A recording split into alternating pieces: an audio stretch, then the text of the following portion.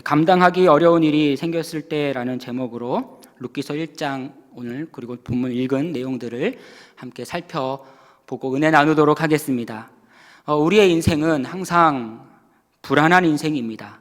언제 어떠한 어려움이 닥칠지 모르는 그러한 삶을 우리는 살아가고 있다는 것이죠. 하루아침에 우리는 이 건강을 잃을 수 있습니다. 또한 정신적인 질병으로 고통받기도 합니다. 길을 가다가 큰 사고를 당하기도 하지요. 가정의 재정적인 형편이 나빠질 수 있고요. 진학, 학업, 또한 결혼의 실패, 많은 어려움들이 있죠. 또 지금처럼 갑작스러운 아무도 예상하지 못했던 전염병으로 인해서 수많은 어려움들이 우리 인생 가운데 갑작스럽게 닥쳐올 때가 너무나 많이 있음을 우리는 알고 있습니다. 살다 보면 이렇게 어려움들이 옵니다. 그런데 이러한 말이 있죠. 설상가상이라는 그런 말이 있는데요. 이처럼 어려움들이 이 한 가지가 아니라 계속해서 몰려오면 정말 감당하기 어려울 때가 있습니다. 도저히 나의 힘으로는 정말 감당하기 어렵다. 정말 인생을 포기하고 싶다라는 마음이 들 정도로 그러한 어려움들이 계속해서 몰려올 때가 있습니다. 오늘 본문 룻기서에 등장하는 이 두 명의 여인이지요. 대표적인 인물입니다. 나오미와 룻. 이 두 여인은 이러한 상황을 경험하고 있는 그러한 인생임을 우리가 오늘 본문을 통해서 룻기서를 통해서 우리는 알 수 있습니다. 나오미의 가정은 모압으로 이민을 가서 새로운 삶을 꿈꾸지만 나오미는요 승승장구했습니까? 모압으로 이주해서 남편을 잃게 됩니다. 이어서 또 두 아들을 잃게 되어서 둘째 아들의 아내였던 룻과 함께 그 당시 가장 딱한 과부가 되어버립니다. 이처럼 여인들이 감당하기에는 너무나 힘든 일이 그들의 인생과 그들의 삶 가운데 계속해서 몰려오는 그러한 모습을 우리가 보게 되죠. 어떻게 이 두 여인의 인생 가운데 이렇게 감당하기 어려운 일이 있는가? 이러한 생각이 드는 그러한 상황입니다. 참 딱한 그러한 인생이죠. 우리도 어렵고 힘든 인생의 여정 속에 살아갑니다. 어찌 보면 우리도 때론 현대판 나오미, 때론 우리도 현대판 룻이 될 수도 있습니다. 아니 우리는 앞으로도 이와 비슷한 힘든 인생의 여정을 살아가게 될 것입니다. 이러한 인생을 살아가고 있는 우리에게 오늘날 이 두 여인의 삶은 우리에게 무엇을 말하고 싶은 것일까요? 다시 말해서 하나님께서는 이 여인의 인생을 통해서 오늘날 우리에게 무엇을 기대하고 계신 것일까요? 오늘 이 질문을 기억하면서 오늘 우리가 룻기서 끝부분을 읽었으나 룻기서 1장 전체의 말씀을 통해서 감당하기 어려운 우리의 인생 속에서 하나님의 음성과 메시지를 듣고 또 하나님께서 말씀하시는 그 음성을 통해서 또 귀한 하나님의 뜻을 깨닫게 되는 놀라운 은혜의 시간 되기를 주의 이름으로 간절히 축원합니다. 룻기서에는 많은 인물이 등장하지만 아까 제가 언급했듯이 이 대표적인 인물 주연이 있습니다. 나오미와 이 룻이라고 할 수 있습니다. 나오미는 시어머니고요. 이 룻은 며느리이지요. 먼저 나오미의 이야기를 하자면 나오미가 이 남편, 이 엘리멜렉이라는 남편과 이 두 아들 말론과 기론이라는 두 아들을 데리고 베들레헴에서 모압으로 이민을 갑니다. 다른 나라로 이주하게 된 것은 무슨 선교를 하러 간 것이 아니라 이 확실한 것은요, 더 좋은 인생을 위해 찾아갔다, 이렇게 우리가 이해할 수 있습니다. 더 풍부한 삶, 더 좋은 교육 환경을 위해서 이 나오미가 이민을 가게 된 것이죠. 오늘날 이민을 간 이유와 별반 다르지 않습니다. 이 사실을 알 수 있는 내용이 오늘 본문 1절 상반절에서 우리가 확인할 수 있는데요. 1절 상반절을 제가 한번 읽어보면요, 이렇게 말씀합니다. 사사들이 치리하던 때에 그 땅에 흉년이 드니라. 무엇이 듭니까? 그 땅에 흉년이 들고 있습니다. 어려움이 국가적으로 닥치게 된 것입니다. 이러한 이유로 인해서 나오미의 가정이 더 나은 삶을 위해 이민을 갔구나, 이렇게 우리가 이해해 볼 수 있는 것이죠. 그런데 1절 내용에 아주 중요한 신학적인 메시지가 담겨져 있는데요. 이렇게 흉년이 들었던 시기가 언제인가를 봤더니 바로 사사들이 치리하던 때에 시대적 배경이 등장하고 있습니다. 사사들이 치리하던 때가 언제입니까? 우리가 잘 알고 있는 사사기 시대예요. 사사기 시대는 한마디로 이스라엘 백성들의 신앙의 암흑기, 그러한 시대였습니다. 이스라엘 백성들이 출애굽하여 가나안 땅에 입성한 이후에 계속 하나님 말씀대로 하나님 백성으로 살아갔는데, 이후 점차 하나님의 말씀을 잊어가는 시대, 하나님의 말씀이 더욱더 희미해져 가던 그때, 각각 자신의 소견에 옳은 대로 행하였던 그 시기가 바로 사사들이 치리하던 때입니다. 여러분, 이러한 시기에 흉년이 들었다? 여러분, 어떠한 의미가 있을까요? 이게 무슨 신호이겠습니까? 사사기 시대에 흉년이 들었다라는 것은 하나님의 진노 또는 하나님의 채찍이 이들에게 임했다라는 것을 우리가 깨달을 수 있습니다. 사사기 시대 이스라엘 백성들에게는 감당하기 어려운 이러한 흉년이 갑자기 들이닥쳤습니다. 이러한 흉년이 들면 하나님의 백성인 이스라엘 백성들이 뭘 해야 되겠습니까? 하나님은요, 흉년을 통해서 이들에게 뭘 원하셨을까요? 이스라엘 백성답게, 하나님의 자녀답게 이것이 하나님의 신호로 알고 신앙을 다시 한번 점검하며 바로 세우기를 하나님께서 원하셨다라는 것입니다. 여러분, 오늘날도 마찬가지입니다. 그리스도인들에게서 이러한 흉년, 많은 어려움들이 우리 가운데 몰려올 텐데, 이러한 것을 대하는 신앙인, 그리스도인으로서 첫 번째 기본 자세가 있습니다. 그것은 무엇이냐면, 내가 하나님 앞에서 바르게 서 있지 못한 것은 없는가를 점검하는 것입니다. 이것이 바로 그리스도인들에게 있어서 어떠한 어려움과 많은 환난들이 몰려왔을 때에 이걸 대하는 기본 자세라는 것이죠. 사실 이것에 대해 조심해야 되는 부분이 있기는 있습니다. 내가 아닌 다른 사람, 친구나 옆 성도들이 많은 어려움들을 경험할 때에, 야, 정말 네가 죄가 많아서 그런 거다. 네가 무슨 죄를 졌는지 한번 생각해보고 한번 좀 회개해라. 이렇게 충고하고 권면하면 되겠습니까? 곤란한 거죠. 욥기서를 보면요, 욥이 상대적으로 친구들보다 더 선한 삶을 살았습니다. 그럼에도 큰 어려움을 겪었던 것처럼 하나님의 뜻은요, 우리가 다 알 수 없는 거죠. 그렇기 때문에 주변에 어려움을 겪는 사람들이 있다면 저러한 충고가 아니라 위로의 말과 빨리 회복될 수 있도록 기도하는 것이 필요합니다. 그러나 중요한 건 이거죠. 내가 흉년의 상황에 처했을 때는요, 영적인 점검을 해야 합니다. 내가 하나님 앞에 바로 서 있지 못한 것은 없는가? 하나님의 뜻을 알도록 귀를 기울여야 한다라는 것입니다. 이것이 바로 하나님의 채찍을 믿음 안에서 받는 것이며 그리스도인의 올바른 신앙의 자세입니다. 그런데 이처럼 하나님의 채찍이라고 할 수 있는 이스라엘에게 임한 흉년을 대할 때 나오미가 어떻게 대합니까? 나오미 가정이요, 두 가지 잘못을 저지릅니다. 나오미 가정의 선택이 뭐가 잘못되었는지 오늘 본문을 통해서 좀 좀 진단해 보려고 하는데요. 첫 번째 잘못은 무엇이냐면, 나오미의 가정이 이 하나님의 이 채찍을 피해 달아났다라는 것입니다. 여러분, 어떻게 달아납니까? 약속의 땅인 가나안 땅, 이스라엘 땅을 벗어나서 이방 지역인 모압으로 이민을 갔다라는 것입니다. 이것이 그들의 첫 번째 잘못이에요. 아니, 목사님, 흉년으로 살기 힘들어서 먹고 살려고 이민 간 것이 어떻게 그게 뭐가 잘못입니까? 어떻게 하면 다른 시각으로 보면 더 지혜로운 거 아닙니까? 이렇게 저에게 반문할 수도 있을 것 같습니다. 그런데요, 이것이 그 당시 상황에서는 불신앙적인 모습임을 우리가 알 수 있습니다. 하나님께서 이스라엘 백성들이 가나안 땅에 들어갈 때 이스라엘 그 이방 백성들을 하나님께서 진멸하고 쫓아내려고 했던 이유가 무엇입니까? 그 중에 하나가 이스라엘 백성들, 하나님의 자녀들이 온전한 백성들로 살아가기를 원하셨기 때문에 그렇습니다. 그런데 유다 베들레헴 사람이었던 이 나오미 가정이 이 약속의 땅을 버리고 여러분 모압으로 갔다? 이게 지금 좀 제대로 된 것 같습니까? 뭔가 좀 잘못된 것 아닌가 이런 생각이 들지요. 삶의 형편은 잠깐 나아졌을지 모르겠습니다. 그러나 모압 땅에서 제대로 좀 신앙생활을 했을까? 예배나 좀 제대로 드렸을까? 이런 생각이 걱정이 들기는 해요. 자녀들은 좋은 대학에 보냈을지 모르지만 자녀들을요 다 룻이라는 좋은 여인을 만나긴 했지만 이방 여인들에게 다시 장가 보내요.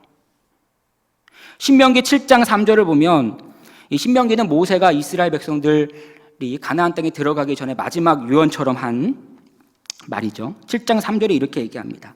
또 그들과 혼인하지도 말지니, 그들이 누구냐면 이방 민족이에요. 내 딸을 그들의 아들에게 주지 말 것이요 그들의 딸도 내 며느리로 삼지 말라. 이렇게 얘기합니다. 왜 그렇습니까? 4절에 그가 내 아들을 유혹하여 그가 여호와를 떠나고 다른 신들을 섬기게 함으로 여호와께서 너희에게 진노하사 갑자기 너희를 멸하실 것임이라. 이렇게 말씀하고 있어요. 하나님의 채찍을 피해 달아난 나오미 가정이 이 말씀, 이 율법의 말씀을 정면으로 반대되는 삶을 살아가고 있는 모습을 우리가 말씀을 통해 비춰볼 수 있습니다. 그럼 두 번째 잘못은 무엇인가? 어려움을 당하는 이웃을 무시하고 돌보지 않고 도망갔다라는 것입니다. 이 내용이 성경에 직접적 언급되지는 않습니다만 충분히 예측할 수 있는 나오미의 잘못입니다. 나오미의 가정이 나중에 예수님이 탄생한 이 베들레헴이죠. 베들레헴 출신이었습니다. 이 베들레헴이라는 단어의 뜻은요, 떡집이라는 뜻이에요. 그러한 의미가 담겨져 있어요. 이 지역을 오늘날로 말하자면요, 이 곡창지대라고 볼 수 있습니다.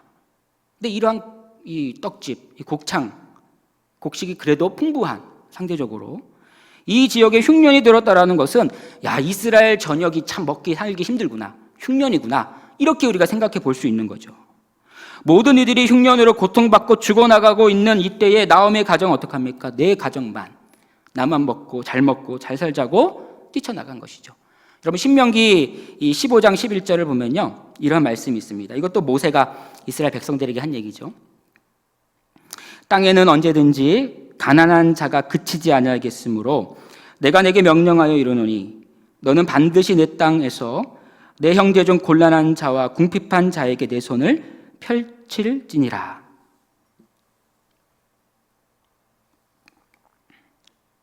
모세가 이스라엘 백성들에게 뭐라고 얘기합니까? 자신만 잘 먹고 잘 살려고 하지 말고 궁핍한 자들을 반드시 도우라, 이렇게 말씀하고 있어요. 그러나 이 율법의 말씀 어떻게 합니까? 뒤로 한 채 나오미의 가정은 모압으로 떠나게 됩니다. 사랑하는 성도 여러분, 이 육체의 아버지죠. 예전에 육체의 아버지를 통하여 이 채찍, 이 회초리를 맞아본 기억이 있으십니까? 여러분, 아버지가 채찍을 때리면요, 자녀들 어떻게 해야 되죠? 맞아야 돼요.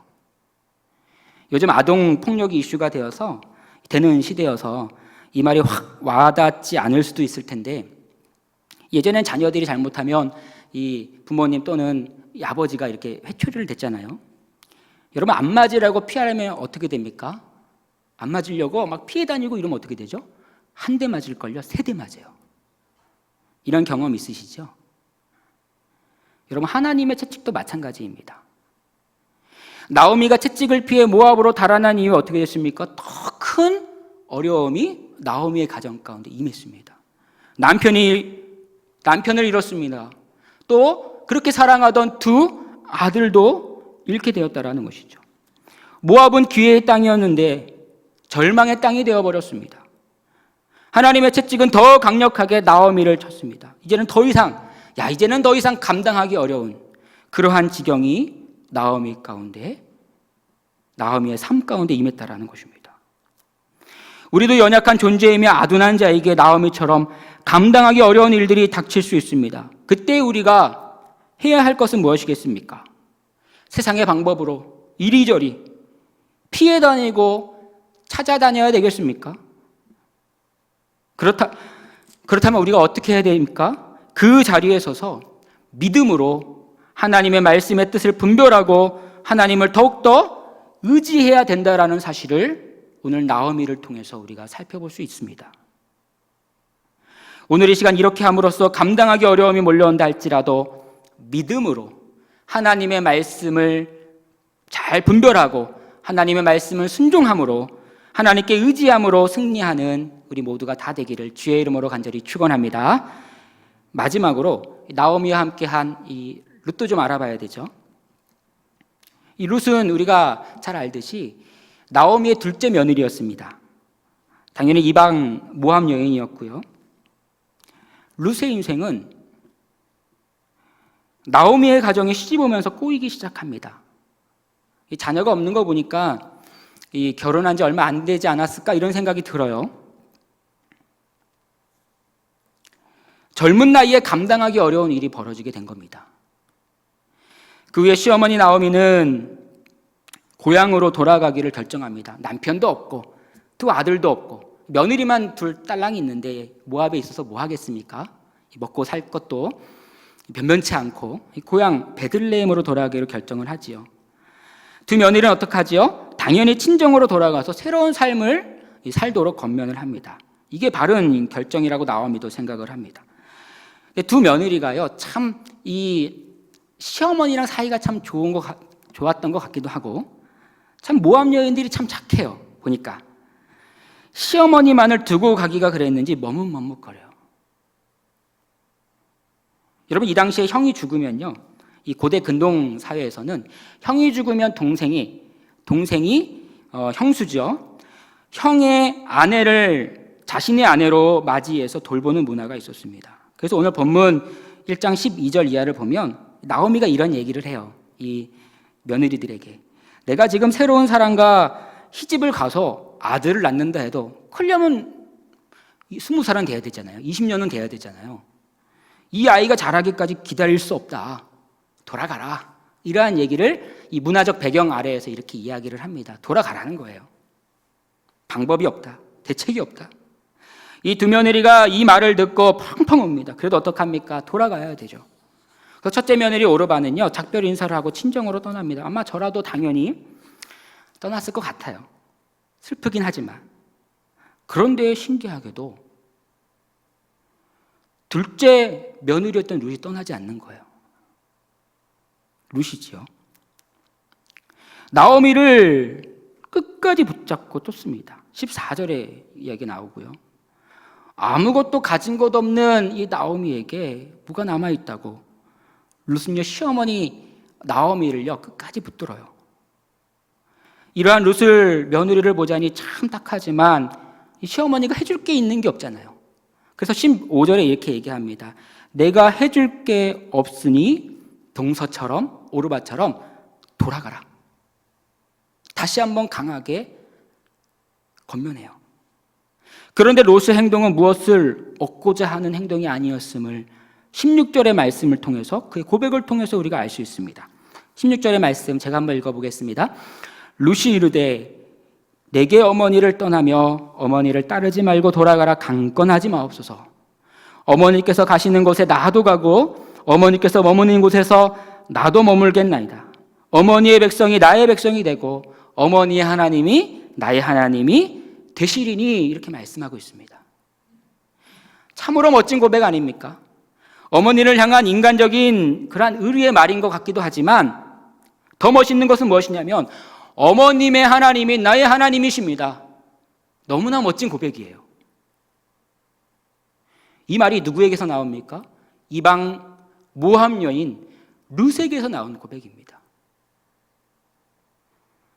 성도 여러분, 이 모압 백성은요, 이 역사를 좀 살펴보면 아브라함의 이 사촌이었던 롯이죠, 롯. 소돔과 고모라로 들어갔던 롯입니다. 롯의 후손들이죠. 이들은 다른 신을 섬기는 백성들이 되었고 하나님께서는요, 모압 백성들을 이스라엘 총회에 절대 들어오지 못하도록 말씀하실 정도로 저주받은, 이스라엘 백성들도 모압 백성들을 저주받은 백성으로 보는 그러한 이방 사람들이었습니다. 그런데 롯이라는 여인을 통하여 우리가 살펴볼 때 이 모압 여인은 어떻습니까? 이스라엘 백성들이 하나님을 무시하며 하나님의 말씀에 순종하지 않고 내 뜻대로 내 소견에 옳은 대로 살아가고 있던 이 사사기 시대에 이방 여인 룻이 어떻습니까? 하나님만을 붙들고 하나님만을 따르겠다라고 고백하고 있는 것입니다. 참 신기하고 놀라운 일을 우리가 보고 있는 것입니다. 이 상황은 무엇일까요? 무슨 메시지가 그 당시에 그리고 오늘 이 시간 선포되고 있는 것이겠습니까? 룻이라는 이방 여인을 통해서 이스라엘 백성들에게 1차적으로는 경고하고 있는 것입니다. 너희들이 그렇게 무시하던 모압 여인보다 못한 놈들아, 야, 이 룻을 봐라. 더 나를 섬기고 나를 붙들고 있다. 남편을 잃을 슬픔 속에서 세상적 방법이 아닌 나를 쫓는 저 룻을 좀 봐라. 도대체 너희들은 지금 뭐하고 있는 거냐? 하나님이요, 영적으로 둔감해 있는 이스라엘 백성들을 룻의 고백을 통해서 강력하게 책망하고 그들의 신앙의 상태를 이야기하고 있는 겁니다. 고발하고 있다는 것입니다. 이러한 책망의 음성이 오늘 이 시간 우리에게도 나에게도 들리고 있습니까? 여러분, 우리는 그리스도인이죠. 구원받은 백성입니다. 세상이 우리를 개독이라고 우리를 손가락질한다 할지라도 우리는 자부심이 있어요. 구원받은 백성. 그런데 정말 주의하고 경각심을 가져야 할 것이 있습니다. 이렇게 어려움에 닥쳤을 때에 내가 하나님의 말씀에 순종하며 그 말씀대로 정말 살아가고 있는가? 하나님의 책망이 나의 마음 깊이, 심령 깊이 울리고 있는가? 예배를 오늘 이 시간 드리고 있으나 세상의 가치관, 나의 정욕대로, 내 소견에 오른 대로 결정하며 살아가고 있다면 모압 여인 룻을 다시 한번 살펴보라는 거예요. 여러분, 룻은요, 과감하게 결단하며 고향을 떠나서 하나님을 너무나 잘 섬기는 자가 되었습니다. 다윗의 조상이 되었고 예수님의 족보에 이름이 당당하게 올라가게 돼요.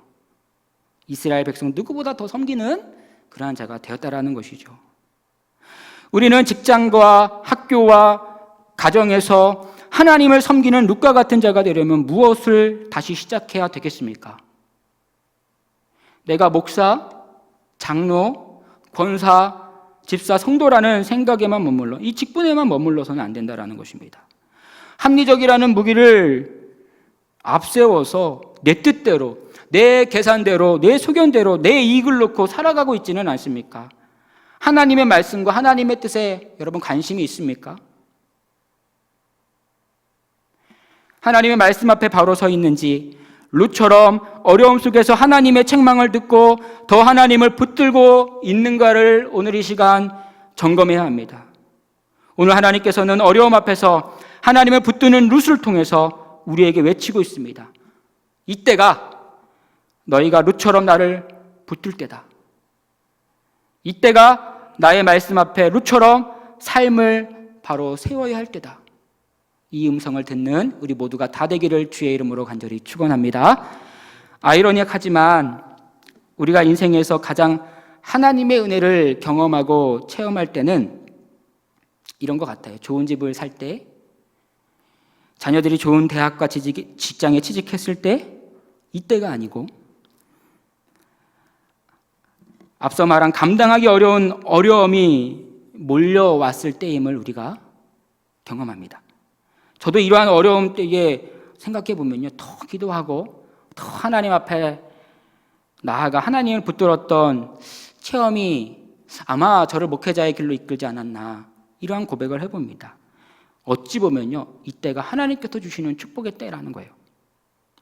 우리는 인생의 흉년을 수시로 경험합니다. 지금도 경험하고 있고요, 앞으로도 많은 어려움, 흉년을 우리는 경험하게 될 것입니다.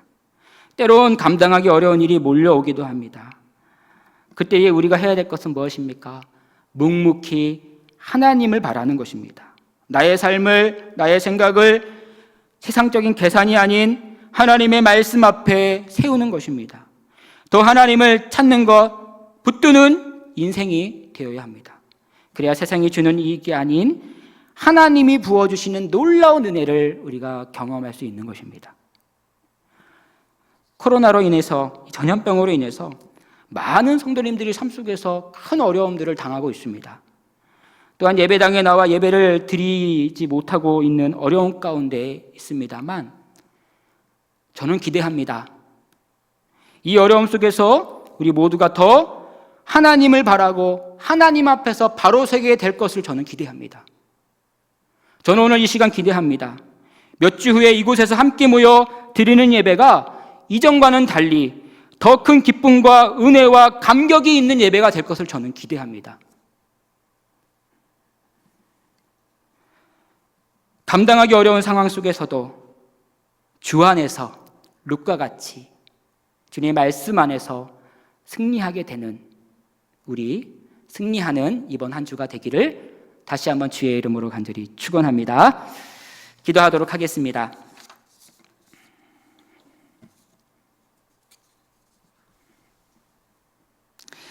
사랑과 은혜 하나님 아버지,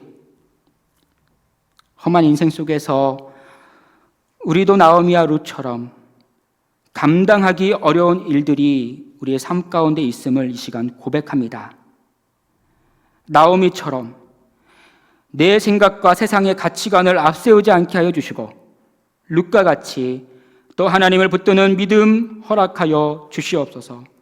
또 하나님의 말씀 앞에 바로 서게 되는 은혜 내리어 주시옵소서. 모든 것 주님께 의탁드리오며 예수 그리스도의 이름으로 기도드립니다. 아멘.